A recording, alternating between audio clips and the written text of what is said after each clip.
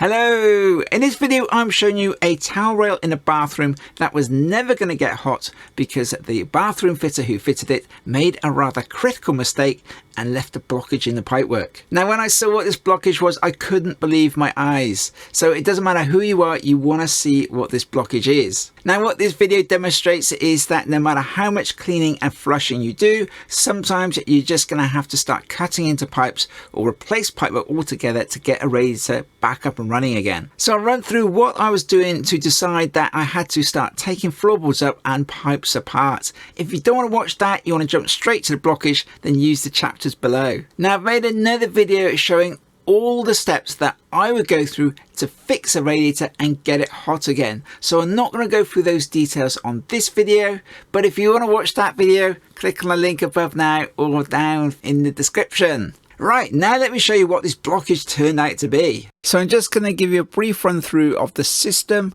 and what I'd done before I started taking floorboards up and pipes apart. Now this is an old Ecotech Plus combination boiler. It's working absolutely fine and I installed it about 17 years ago, but the customer decided that he wants a new boiler, so I replaced it with the brand new Vaillant Ecotech Plus 832 combination boiler. He's got the My Vaillant Connect, smart heating controls, and he's also got the filter which gives him a 10-year parts and labour guarantee on this boiler. Whenever a new boiler is installed, the system should be flushed out. So this system was thoroughly flushed. It was a very clean system, which I was expecting because obviously I installed the boiler before and I'd flushed the system out then. And seal systems like combination boilers, they keep the system in good condition. So this system was pretty much spotless. During the flushing process, I noticed that the flow through this towel rail was very slow. On mentioning this to my customer, he told me that they'd had the bathroom fitted a couple of years ago with the new towel rail and it had never got very hot since it had been installed. Now I finished up the installation and everything was getting nice and hot apart from that bathroom towel rail. Now I was initially thinking that one of the radiator valves could have been faulty, it had broken and it wasn't opening properly. As usual, I got my trusty vacuum, which makes all these jobs really easy and no need for lots of bowls and buckets and towels. Now I proved pretty quickly that the right hand valve had really good flow through it, but the valve and pipework on the left hand side of the towel rail, that had really poor flow. So there was either a problem with the valve or the pipework. Now my customer told me that the radiator that was there before used to get nice and hot, so that pretty much rules out the old pipework at being at fault. Now looking at the plastic pipework which the bathroom fitter has used to install the new towel rail, and I'm thinking there can't be a lot wrong with that. Surely it's just 15mm pipework. Now I've stripped it all apart, I've just put a cap on the end of that pipework just to stop the water from dribbling out of the end of the pipe. Now I proved that the radiator valve was working absolutely fine because now it's just a radiator valve with a bit of copper pipe on it.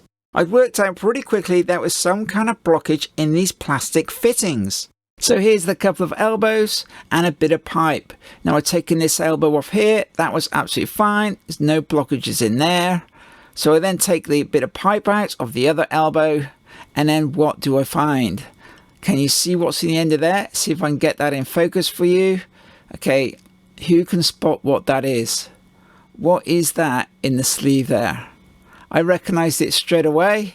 I'm thinking, what? How did that get into that sleeve? Right, let's take this apart and show you exactly what it is if you don't recognize it. So let's just take the locking nut off and then we remove the sleeve. Now sleeves must always go inside plastic pipes. So this is a plastic sleeve which slips inside the plastic pipe and there is something stuck inside that sleeve. Now it's stuck in there good and hard. I've tried pushing it out but it's just not going to come out. So I use my little spanner and I just push down on the end of there like that. You actually heard it click as it came free. Then just shake it out to the end of the sleeve there. Sorry it's not quite in focus there, but there we are. Look at that. That is a wall plug. It's a perfect size and it fits in there snug as a bug and makes that perfect blockage, but just enough of a gap to let the radiator get just lukewarm. Now how did the wall plug get inside that sleeve? There's a really remote possibility that he just dropped the wall plug and it just happened to fall directly inside the bit of pipework. But I'm thinking the sleeve was probably in his tool tray with a whole bunch of other bits and bobs. The wall plug just slipped inside the sleeve. Obviously he didn't see it, pushed the sleeve into the bit of pipework, stuck it in the fitting. And there we are, the rest is history. Now this radiator is going to be absolutely fine now. So I know I'm going to have a nice happy customer who's had this towel rail just getting lukewarm for the last 2 years. And now it's nice and hot. I bet when the bathroom fitter fitted it and he turned the heating on, I bet he was thinking, why on earth doesn't this radiator get hot? Probably said something like, it'll be fine once the system's warmed up. So now I'm just putting it all back together, making sure all the fittings are clean and nicely greased up. Make sure all those lock nuts are done up nice and tight again, and then it's just a case of topping the system back up again and running it and making sure that it gets nice and hot. Now just to be clear, the system is still completely full of water. All I've done is drop the pressure on the system. I've got the other radiator valve completely closed, so I've only got one pipe which is open. That's the one I'm working on. That creates an airlock so no water comes running out whilst I'm doing the work. Now if you have an open vented system where you have loft tanks, you can still do exactly the same thing, but you would need to bung up the loft tank first of all to create that airlock. Of course I made a video all about bunging up your loft tank and you can find that in the cards or in the description. Now I don't want to circulate any of the air which is in the radiator around the rest of the system. After I tighten up both the radiator valve nuts, I'm going to make sure both the radiator valves are closed and then I'm going to top up the system to around about 1.5 bar. Now the system is completely full of water, but I still haven't opened the radiator valves yet. So now I'm just going to open one of the valves like that. And you should hear a bit of noise as the water goes in. That's going to push out any air that's inside that bit of pipework. Then I'm going to close the valve again and go to the other side and do exactly the same. So I open that radiator valve, I hear a bit of noise as the water goes into the radiator.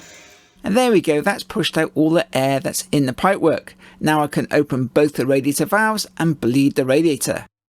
That way I'm not going to get any of the air which is in this radiator around the rest of the system. Now I use my bleed key and I bleed off the rest of the air which is inside the radiator. After I finish bleeding all the air out of the radiator, I just top up the system to 1.5 bar. And there we go, that's another happy customer and the job's all sorted out. I'm really happy that it was nice and straightforward. But in 30 years I've never come across a wall plug stuck in a pipe. I'm sure I'm not the only person to have come across this, but I imagine it is pretty rare. So I hope you find that video useful or interesting. It just goes to show you never quite know what you're going to find.